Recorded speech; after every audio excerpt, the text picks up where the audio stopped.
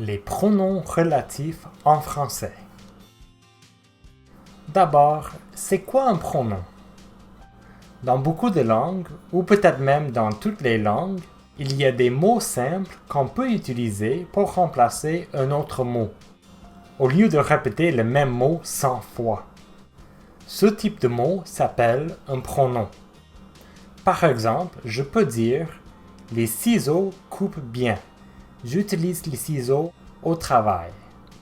Mais au lieu de répéter ciseaux, je peux utiliser le pronom les qui remplace les ciseaux, le complément d'objet direct dans la seconde phrase. Les ciseaux coupent bien, je les utilise au travail. Il y a beaucoup de types de pronoms. Le pronom de sujet, je, tu, il, elle, etc. Le pronom démonstratif, c'est lui, celle, etc. Et beaucoup d'autres. Maintenant, c'est quoi un pronom relatif?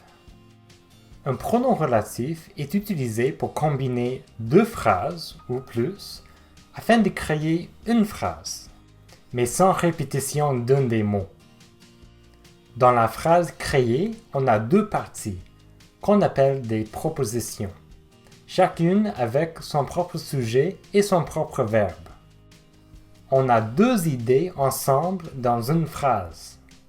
Avec l'exemple déjà mentionné avec les ciseaux, ce n'est pas très naturel de dire des phrases comme ça séparées. Donc, on va les combiner pour créer une phrase.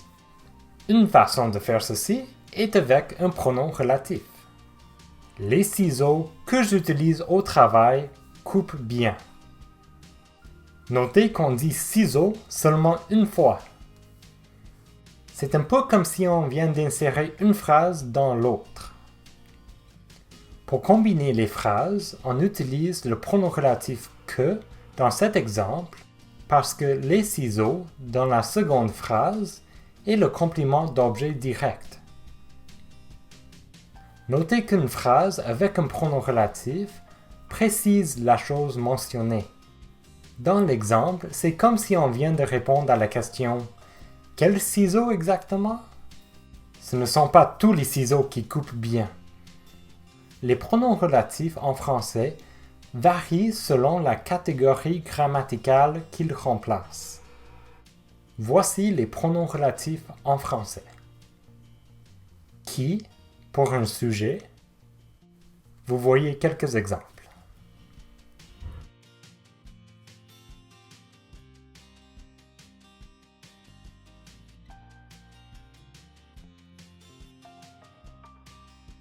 Attention, souvent les gens pensent que qui, comme pronom relatif, est seulement pour les personnes. Ce n'est pas vrai. Ils mélangent avec qui comme mot interrogatif. Comme pronom relatif, qui est pour le sujet de la phrase. La chose, la personne ou l'animal qui fait l'action du verbe. Le sujet est souvent le mot juste avant le verbe, comme on peut voir dans les exemples. Que est pour un complément d'objet direct. Notez qu'on met une apostrophe quand que est suivi par une voyelle.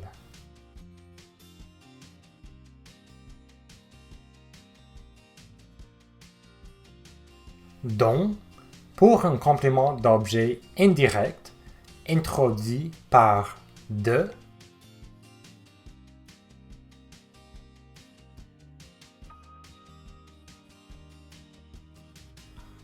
Ou pour un complément de lieu ou de temps.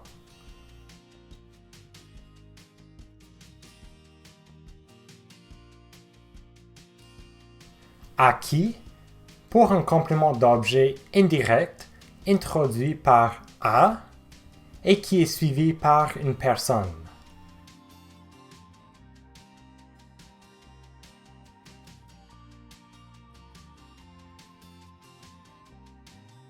Auquel, à laquelle, auquel, pour un complément d'objet indirect introduit par à et qui est suivi par une chose.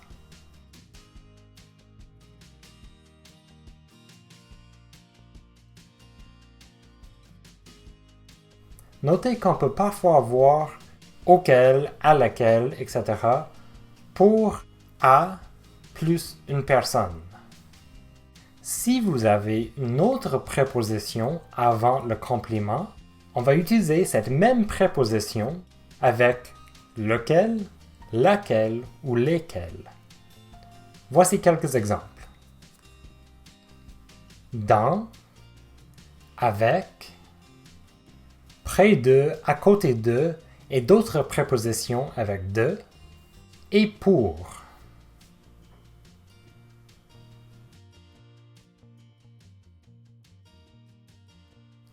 Il existe aussi le pronom relatif quoi. Notez que ce pronom relatif est seulement utilisé quand il y a une préposition. Il peut être précédé par un pronom indéfini, très souvent ce, s'il n'y a pas de nom en particulier mentionné. N'oubliez pas qui. Si on utilise une préposition plus une personne, on peut utiliser qui.